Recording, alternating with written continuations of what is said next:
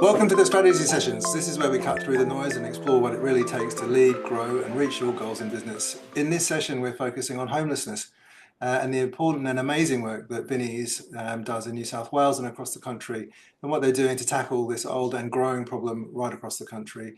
I'm your host, Jeremy Burt, leadership coach and mentor to executives, businesses, and people who are looking for strategic support to reach their goals and full potential quickly. Let me introduce today's guest that's going to help shed more light on the homelessness issue and also what Vinnies are doing. I'm excited to welcome today Yolanda Saiz, CEO of Vinnies New South Wales, to join us. Welcome, Yolanda. Thanks so much for being here this morning. Thank you. Thanks for having me on. Great to have you. Great to have you. So before we start, what I'm going to do is I'll read out your bio, right, and then we'll just check just to see whether it's accurate. It's not that long, but impressive.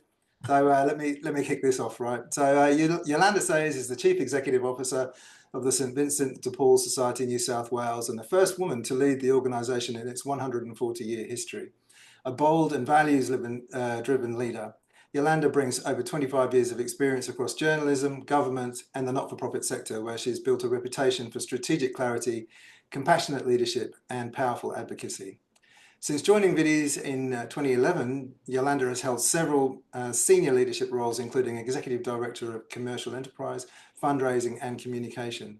She's played a key role in modernising the organisation's brand and operations, building new revenue streams and amplifying its impact through digital transformation and storytelling. Appointed CEO in 2023, Yolanda is leading a major transformation focused on improving outcomes for people experiencing homelessness, poverty and disadvantage. Under her leadership, Vinnies New South Wales is sharpening its focus on supporting First Nations communities, regional populations, and those most affected by the housing and cost of living crisis. Yolanda holds a Bachelor of Communications, Journalism and Politics, and has undertaken executive studies at Harvard Business School. She's a board member of Charitable Recycling Australia and New South Wales Council of Social Services, and she's an active member of the CEO Institute and Fundraising Institute of Australia. Busy.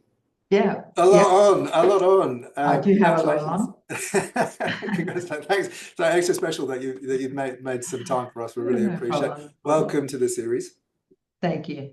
So I'm going to get straight into it. Can we talk a little bit about Vinnies and what Vinnies does? So just give us an overview of Vinnies.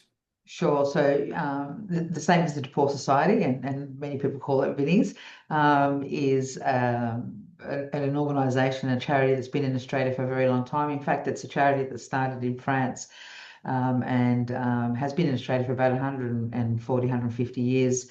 And we basically walk with people through their experience of poverty and disadvantage, try to provide them with assistance, with tools, and our aim is to lift them out of that situation and get them standing on their own 2 feet and, being able to forge the life that they want to forge for themselves. So I think we run a whole lot of services across New South Wales, homeless services, domestic and family violence, refugees, alcohol and other drug rehabilitation, disability services, inclusion, and of course the core of our work, which is our members, who are all volunteers, who live and work in about 400 communities across New South Wales, and they volunteer their time to help people right at the grassroots with things like bills, food, any other sort of household costs, any back to school costs, all things that people might struggle with making ends meet, and our members are there meeting with people, providing that care to them and staying with them throughout that journey. So it's a really special part of who we are as an organisation. And then, of course, people would know us for our shops. A lot of people know us for our shops.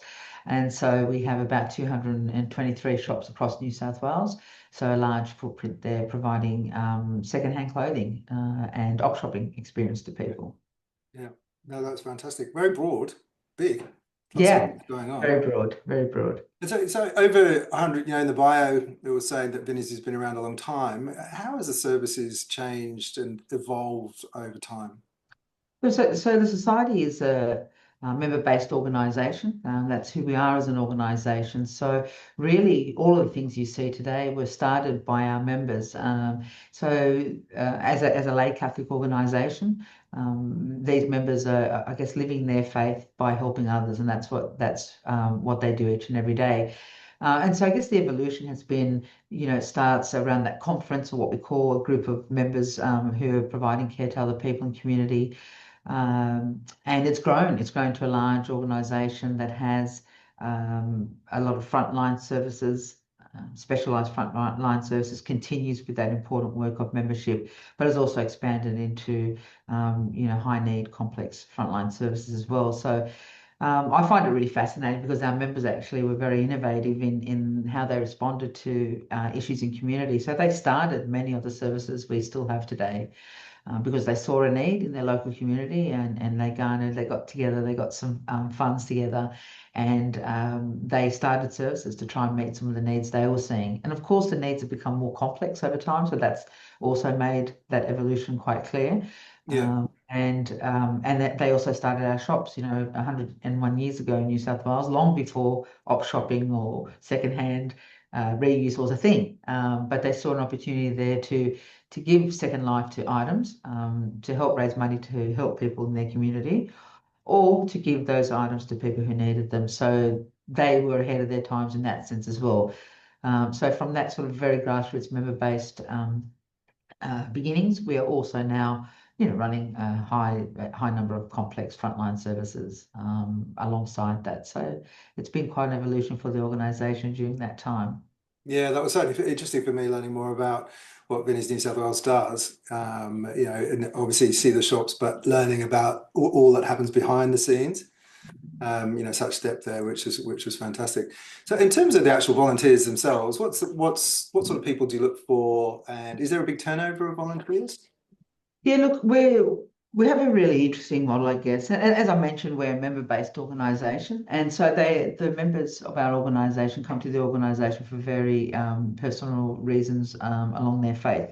So they have been with us for a very, very long time, many of them. Some of our members have been with us for 30, 40, 50 years, Right. giving of their time every week, consistently helping people in their local community. And then we have volunteers who are in our retail shops predominantly, but Mm. also in other parts of our organisation, who have a more usual pattern of volunteering. So they might do that for a shorter time. But we're also lucky that we've got volunteers in our shops who've been with us for, incredible amount of time, sometimes decades. Yeah. And so what are we looking for? I mean, I think since COVID, volunteering, so general volunteering, has become more difficult for all organisations. So we're looking for people who can give some time to contribute to what the society is all about and what Vinnies is all about, which is helping other people. So if people have time to either, do some shifts at the shops or to go out on one of our food vans, we really welcome anyone who can give some time to help us do that work in community. And then if people are interested in the concept of membership of the organisation, then that's a different type of commitment, I guess, in some ways. But that also is very, very it's integral to what we do. And it's very relational with the people that we assist. And so it Yeah. does take special type of people to be doing that work week in, week out. For sure. But we really would love to welcome more members to our organisation as well. Mm. Do you feel there's many misconceptions about what Vinnies does? I think that because we're on every street front with our shops, I think a lot of people think about the vintage shops when they think about the society, and perhaps don't know, just how much we do in community. So we're one of the largest providers of homeless services in New South Wales. Wow. We're one of the largest providers of domestic and family violence services in New South Wales. We're growing in our alcohol and other drug footprint. And of course, we're reaching about, between our members and our frontline services, we're reaching about 250,000 people in New South Wales alone each year.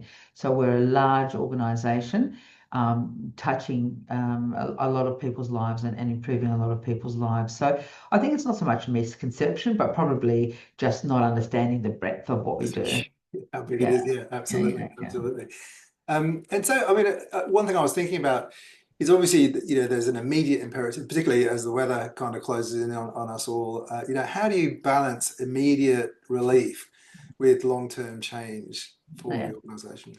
Yeah, look, I think there's something really, really important about that emergency relief or that immediate relief in community, that our members do a lot of that work and what we call early intervention. Because if it wasn't for our members who live and work in those communities and are part of those communities, a lot more people would be falling into homelessness. A lot more people would Mm. find themselves in a bad situation, getting into a really terrible situation. So by providing that relief with food, with bills, perhaps with rent arrears, they're actually keeping people in their homes each and every day. So that's really critical. So that immediate relief is great. But what we want to do is walk with people to, to get them out of that situation as much as we can, and try to get them, in control of their lives, and doing what they want to do with their life. So look, we do that through a number of ways. So in our frontline services, we work with people over time through case management, identify what it is, they identify what it is, their goals are and what they want to achieve. And our case managers and our services and our programs work with them to help them achieve those goals. And that might be housing, or it might be getting a job. It might be, just working on themselves for a bit before they move into those other steps. And so we walk with people through case management over a longer term to Yeah. help rebuild their lives.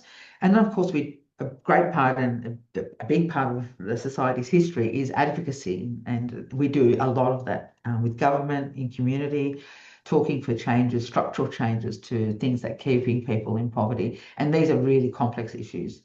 They're not issues that just because we're going to advocate on them, that they're going to change. So Yeah, we for sure. continue to work with government, be a constructive partner with government, be propositional, talk to them about what we're seeing, the changes we're seeing in community, the changes we're seeing with challenges in community, and also be propositional about, well, what do we think can help solve that problem. So that advocacy work is a really key and crucial part of who we are as a society. Has been there since day one, and we continue to do that today. Yeah, just raising awareness and keeping Yeah, keeping yeah. people in front of Yeah, mind. and being propositional, like I think it's one thing to just say, here, there's a big problem here, which most people know there is. Another thing is to say, well, how could we fix that, or how could we go some way down the path of trying to fix that issue, Yeah, by trying new program delivery, or working with people in a different way, or seeking funding for certain things that we know might be a bit of a game changer. So it's important to be in partnership with government and talking with them and understanding the complexities they deal with, yeah. and the challenges they have, and how do we work together as a sector and with government to try and resolve some of these issues. I think all of that. It's an interesting segue. I wanted to ask you a little bit about actually what's driving homelessness at the moment, and overall, do you think the problem is it getting worse? Well, the statistics tell us, unfortunately, that it is. Yeah, So 122,000 people experiencing homelessness in Australia today. And that's an increase from the 2016 census of about 5.6%, I think. right. And so the statistics tell us on the face of it that the problem's getting worse. What we're seeing also is, I guess, emerging groups in that homelessness which are concerning. So women over 55, over the past 10-year period, the fastest growing cohort for homelessness. And there are a whole lot of reasons for that, which I can touch on. I think a lot of people would be surprised that about 23% of people experiencing homelessness are aged between 12 and 24, so young people. Wow.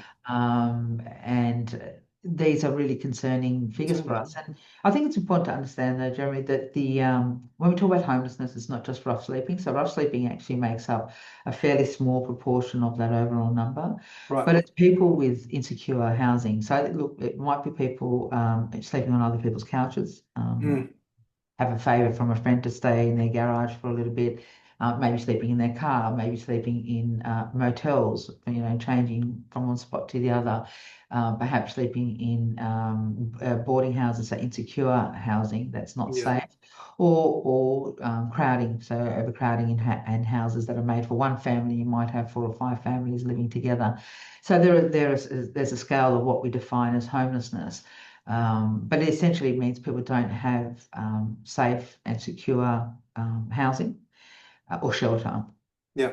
So some of those groups are concerning. Women over 55. There's a lot of reasons around that, around lack of superannuation. Perhaps they've been working all their lives in more physical jobs. They can't do that anymore, and they find themselves without, I guess, a financial safety net to fall back on. They might have had a marriage breakdown. Look, they might have been long-term victims of domestic or family violence, and they get to an age where the children may have left their home, and they leave the home then and find themselves with nowhere to go and find themselves homeless. And one of the growing trends, unfortunately, and really sadly, that we're seeing is parents being mistreated by their children, their adult children, and losing their homes to their adult children. So we're seeing women come to us from that situation. So very, very complex. But look, the key drivers, I think, behind this is, there's a lot of trauma involved with people Yeah. who are experiencing homelessness, so maybe lifelong trauma. There's mental health issues, which are obviously compounding or sometimes are compounded by the homelessness.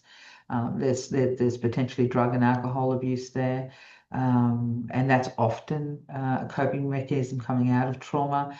And then, of course, what everybody's talking about is the lack of affordable housing alternatives for people who might be on low income or government assistance. Yeah. And that's also pushing people into homelessness or insecure housing. So it's complex. I think most definitely homelessness has become far more complex than it might have been, say, 50 years ago, Yeah. where perhaps a key driver of homelessness at that time was employment. And if you could fix the employment, you could fix the issue. Right. Right now, it's very rare that someone comes with presenting with one issue of just homelessness. That does happen, and we, can work with those people to get them back into some secure housing and back on track. But often it's a complexity of issues that people are presenting with, which are very difficult to navigate through. Like sort of like overlaid issues, Yes. one on the other. Yeah.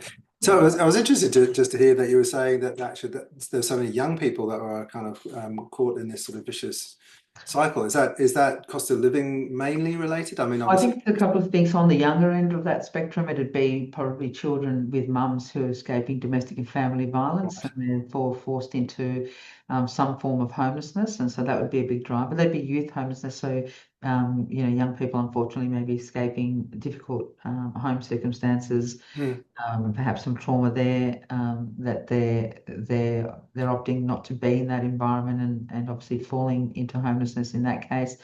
And then I think most definitely with that sort of young adults, there'd be definitely some issues there around affordability, housing affordability, and trying to find their path to some sort of housing that they can afford, given their circumstances. So look, I think it's there's many drivers, and that's why I think it's such a kind of wicked problem, to use the term, because mm, it's not here's problem A, this is what it looks like every time. Therefore, solution A really, will fix this problem. I think yeah. because it presents in so many different ways, there's so many different drivers of it. Um, and there's not one size fits all as a solution to help people out of homelessness. So we work with people on their own personal journey. What are their goals? What do they think they need for their own recovery? And obviously we work with other providers, with the government, with housing, New South Wales, to try and find housing alternatives for people um, who need that. And Yeah. then we continue to support them because that's really important. You can build all the housing in the world, but if you don't put wraparound supports around people who've had some sort of lived trauma or living trauma, or who have been in homelessness, you need to provide wraparound to keep them in that tenancy, to support them with the issues they may have, to ensure that they can stabilise. And Mm. so that component of wraparound service to housing is really important as well. Do people bounce in and out? So is it common that they're sort of homeless and then they have a go at getting back to where they want to be, and then do you find that Yeah, they have several it, attempts it, at that? it definitely happens. And so Yeah, this is why that wraparound is so important, yeah, because you can imagine, you may have been homeless for many, many years. You have, as I mentioned earlier, some sort of co-presenting trauma that you may have had from your childhood. You might have some mental health issues that have been exacerbated by both those experiences. yeah. And then you put in a house and you've never been in that situation. And so, um, having that wraparound from organisations like society to continue to work with that person to ensure they have all the tools they need to stay housed, to continue to work on their recovery of themselves. It's great to be able to do that when they have that security of housing. That helps, but you still need to walk with them, because there is the pattern or the occurrence that people get housed and then fall back into homelessness for those reasons. So Mm. yeah, so look, that journey with people is really important. You Yeah. don't just put someone in housing and then walk away. So I think that journey of accompanying people through their experience of coming out of homelessness is also critically important. Yeah. Yeah. Absolutely. So I want to switch gears a little bit and talk about the CEO sleep out. So that's coming up. Cold is the coldest night of the year and the Or the longest, longest let's hope night. the coldest. Right, yeah, that's right. So I'm doing it. I've got my hat. What's the logo from You'll last year. need This will be it. the You'll third need time I've it. done it. So if anybody wants to send me a donation, that would be gratefully received. I'll put the link up. But yeah, look, what I found with the CEO Sleep Out is that the sense of camaraderie, and it's a great event. Do you want to touch on that on some of the key points about the event? Yeah, of course, yeah, look, 20th year this year, so 20th anniversary of the CEO Sleep Out this year. This event, I guess, was created by Bernie Fion, who worked with Vinnies, was raising funds with Vinnies at the time, and came up with this idea. And he, at the time, described that he was going to all these gala dinners to raise money for homelessness, and he felt that was a bit odd. So he thought, well, why don't we just get, and his kids were doing sleep outs at school, and he thought, wouldn't that be a great idea to get these kind of business and community leaders to, instead of sitting down for a gala dinner, actually just, get a piece of cardboard, sleep out in the cold for a night, raise funds at the same time. So for him, it was just more, let's give people an insight to what the issue is. Let's make them a little bit uncomfortable for one night and get them to raise funds so that Vinnies can, continue to respond to people in community. So after, it's had a 20-year evolution. To me, the event is really important because it actually takes business and community leaders on a bit of a journey when they arrive, and you've done the event, so you know. Yeah, which is Tries to great, I have to disconnect say. them. Yeah, it tries to disconnect them from what's happening outside in their day to day, and really puts them into, I guess, a bit of a experiential activity as soon as they arrive, and that's listening to people with lived experience who are really brave and courageous and generous enough to share their stories with our participants, and then taking them through a bit of an experiment or a journey to sort of try and I guess, describe some of the issues or barriers or complexities of finding yourself in homelessness. And then they will sit and listen to some proceedings, and most powerfully listen to the shared stories of people with lived experience of homelessness.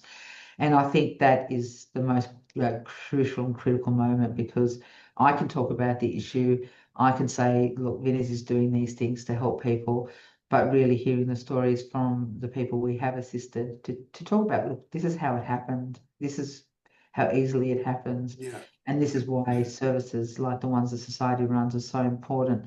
And then, people get a very, very light dinner. So a cup of soup and a bread roll. And then we just ask them to sleep outside in the cold. And look, it's not about knowing what it feels like to be homeless. I mean, there's not what it's about.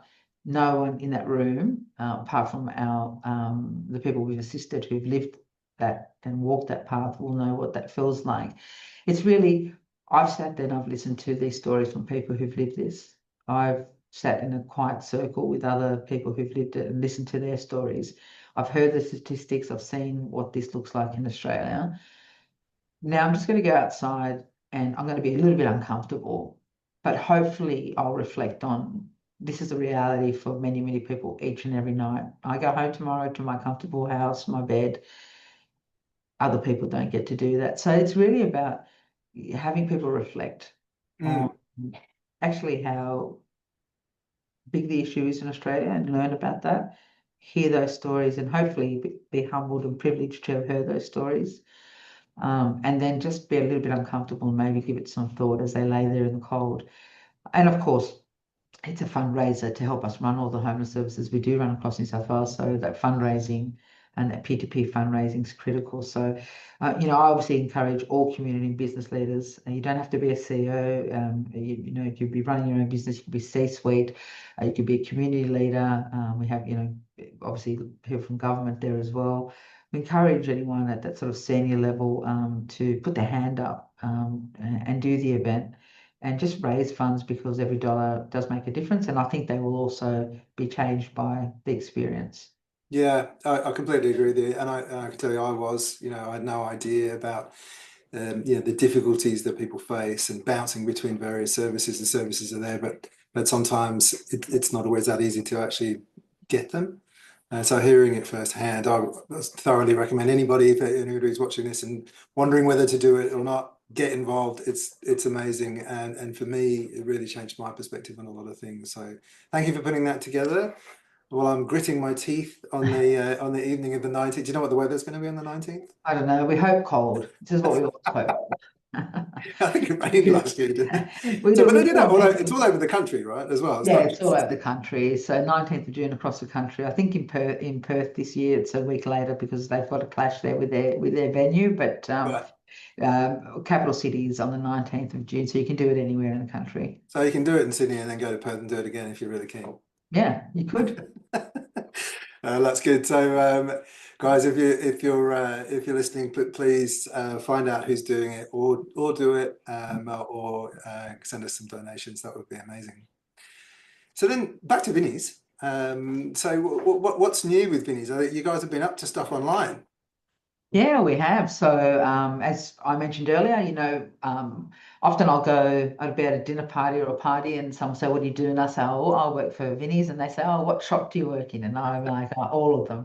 So I just it is a big public face of the organisation, which is wonderful for us because, look, and being serious, it is a great footprint to have, because often the first point of contact for people needing help is our shops. So Yeah, they'll come in and they'll ask for help. And so our retail staff or retail volunteers can connect them back to our members or other services.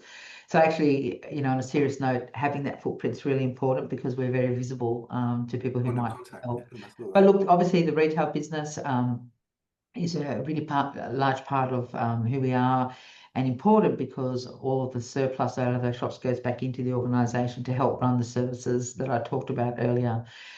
So that's really critical part of funding the work we do in community. But yeah, really excitingly, we've just launched our e-commerce platform in New South Wales, Vinnies Finds. And it's a really high-end, curated, second-hand fashion site, and Yeah, now live, and people can jump on Vinnies Finds and do some shopping. So it's really exciting for us because it's really an extension of our existing bricks and mortar business. yeah, We know that younger people more and more are shopping online, and they like to shop that way. So we also need to start talking to newer customers. We also know that op shopping is on trend. yeah, for People sure. are really moving towards sustainable fashion, secondhand fashion. All the data coming out from Europe and the United States tells us that second-hand fashion is going to outstrip fast fashion quite significantly over the next decade or so. So we need to start talking to new people. We need to start offering something different that moves us future-proofs our business, and also can build new customer bases for us. So we're really excited, and encourage people to jump online at vinniesfinds.com.au and do some shopping online. We'll put a link to that, and we'll see how it goes. That's so exciting. Yeah, it's really exciting. And It's a two-year project, so it's been a long is it? project. Because of course it's not just popping up the shop front, Yeah, it's building all the back end of that process, the logistics, the curating of the items. So 20,000 items have been curated, and that's then working out how you're going to pick and pack efficiently, for sure. photographing each item. And of course, the challenge for secondhand fashion e-commerce is that you can only sell each item once. That's right. And so that's a whole level of complexity. But the team's done a fantastic job. 2 years of real cross-organizational collaboration to stand this e-commerce platform up, and you're really excited about it, what it's going to deliver for us.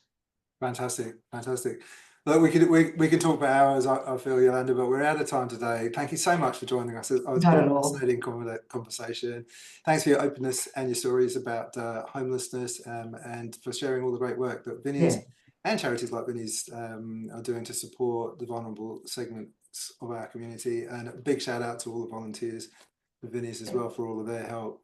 To everybody else, thanks very much for joining us at the Strategy Factory. If you found this conversation valuable, please don't forget to like and share it with your network, and subscribe to the Strategy Factory podcast.